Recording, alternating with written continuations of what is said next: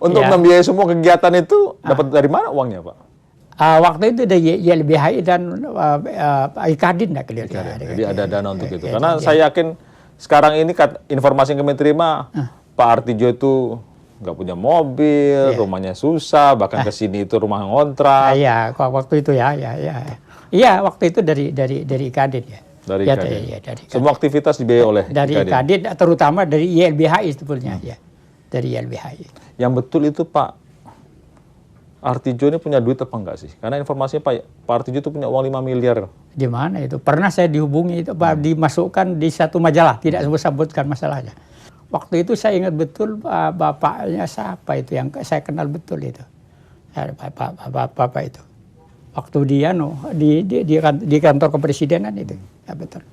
Ini salah ini Pak. Sampai ada 5 miliar. Di mana ini? Ya mungkin dia salah catat. Bah, jangan begitu saya bilang.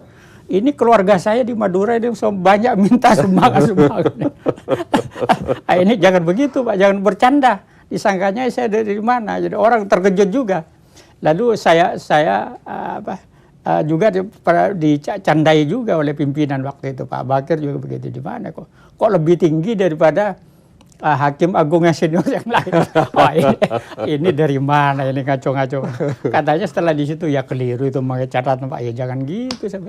Lalu saya revisi, beri tanggapan jawaban juga di majalah itulah. Tidak ingin terdengar seperti membela seorang terdakwa, seorang narapidana. Tapi ketika ada seorang narapidana kemudian di tangan hakim agung hukuman ditambah, kemudian dimiskinkan, sementara dia sebagai anggota keluarga juga memiliki tanggungan seperti keluarga, suami, istri atau anak-anak. Bagaimana pertimbangannya? Iya, itu adalah hak asasi daripada dia sendiri. Tapi itu merupakan konsekuensi yuridis daripada perbuatannya dia. Jadi pidana itu tidak akan jadi kalau dia tidak melakukan perbuatan itu, kan gitu. Itu kan dia akan membutakan diri daripada nasib rakyat ya yang masih serba kekurangan.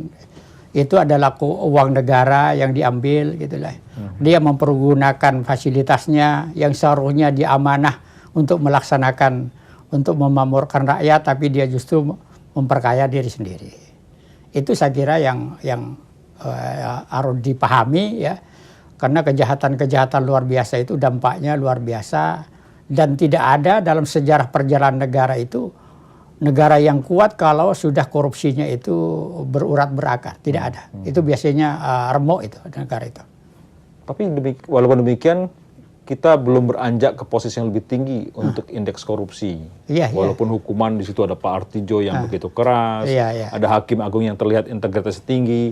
Kalau menghukum para koruptor itu sampai luar biasa, enggak juga lebih baik gitu. Iya, itu saya kira proses ya.